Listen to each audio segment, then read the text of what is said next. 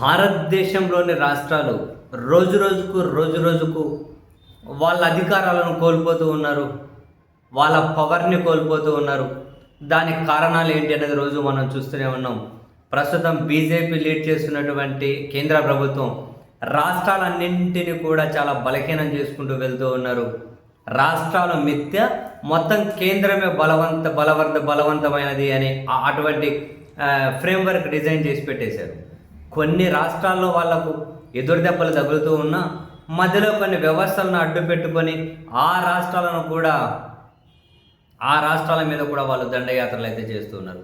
సరే, మనం పక్క రాష్ట్రాల కథ కాసేపు పక్కన పెట్టిన ప్రస్తుతం మనం ఆంధ్రప్రదేశ్ని కనుక తీసుకుంటే, ఈ ఆంధ్రప్రదేశ్లో పూర్తిగా అంటే ఒక జాతీయ భావనతో లేదా మత భావన లేదా దేవుడి భావనతో పూర్తిగా ఆంధ్రప్రదేశ్ మీద కూడా నార్త్ ఆధిపత్యంలో ఎక్కువగా నడిచే బీజేపీ ఏదైతే ఉందో వాళ్ళ దండయాత్ర, బీజేపీ దండయాత్ర ఆంధ్రప్రదేశ్లో కూడా చాలా విజయవంతంగా ముందుకెళ్తూ ఉన్నట్లు కనిపిస్తూ ఉంది. ఇక్కడ కూడా వాళ్ళ దండయాత్ర దక్షిణ భారతదేశంలో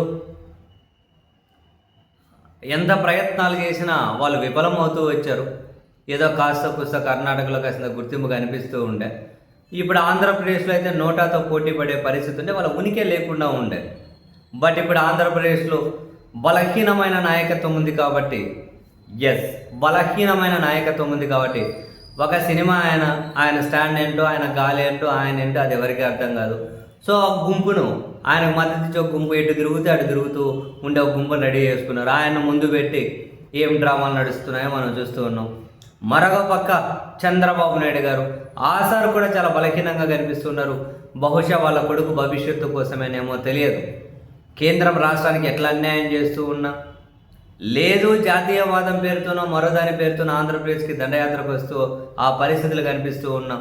ఇప్పుడు ఎందుకంటే మన ఉపాధి హామీ ఆ ఉసురు తీసే క్రమంలో మొదట నష్టపోయేది ఆంధ్రప్రదేశ్ వేల కోట్లు. అయినా కూడా నోరు కూడా తెరవలేదు. వీళ్ళు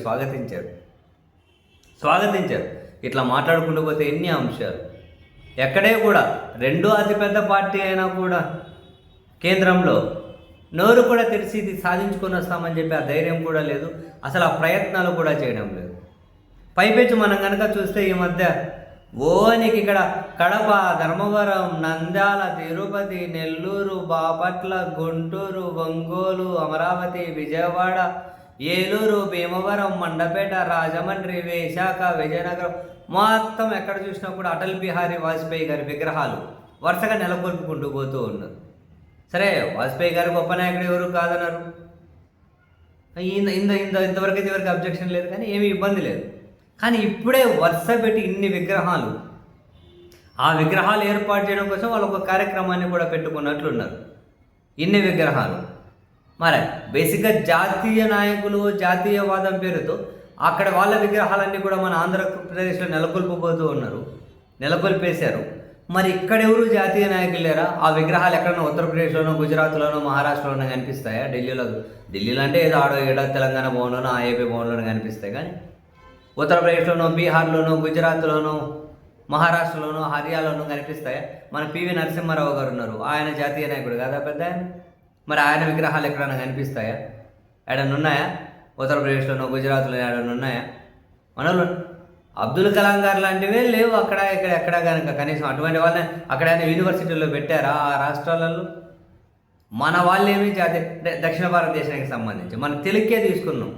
పివి నరసింహారావు గారు ఎక్కడైనా పెట్టారా? నీలం సంజీవ్ రెడ్డి గారు ఎక్కడైనా పెట్టారా? ఇంకా జాతీయ నాయకులు చాలామంది ఉన్నారు కదా, వాళ్ళు ఎక్కడైనా పెట్టారా? కానీ పూర్తిగా నార్త్ ఇండియన్ అనబడే ఆ మనస్తత్వం పూర్తి ఆధిపత్య మనస్తత్వంతోనే ఉంటారు. కాబట్టి ఏమనంటే ఇప్పుడు మా భాష మేమేది రుద్దుతాం, హిందీ నేర్చుకుంటే తప్పేంది అని మనోళ్ళతోనే మాట్లాడిస్తారు. మా నాయకులు మేమేదో రుద్దుతాం, ఏది పెడితే ఏంది జాతీయ నాయకులు కదని చెప్పి మనోళ్ళతోనే తిట్టిస్తారు. మీ హక్కులు మేము లాగేస్తాం, మనదే కదా దేశం, ఏమవుతుంది? దేశం అనే భావన ఉండాలి మనకు అని మనోళ్ళతోనే మాట్లాడిస్తారు. ఇప్పుడు బేసిక్ ఇంట్రెస్టింగ్, వాజ్పేయి గారి విగ్రహాలు రాష్ట్ర వ్యాప్తంగా పెట్టేయడం వెనక కూడా ఏదో ప్లాన్ ఉంది. అది ఇప్పటికిప్పుడు బయటపడదు.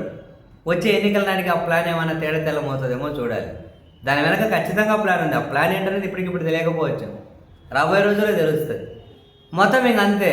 వరుసగా నెక్స్ట్ వీళ్ళు ఇంకా హిందీ పూర్తిగా రుద్దేసి ఏమంటారు హిందీ మాండేటరీగా నేర్చుకోవాల్సిందే అని చెప్పి ఒక రూల్ తీసుకొచ్చిన వాళ్ళు మన పాలకులు అయ్యా సేమ్ హిందీ నేర్చుకుని తప్పైంది అని చెప్పి వీళ్ళు ఒక చట్టం తీసుకొచ్చేస్తారు.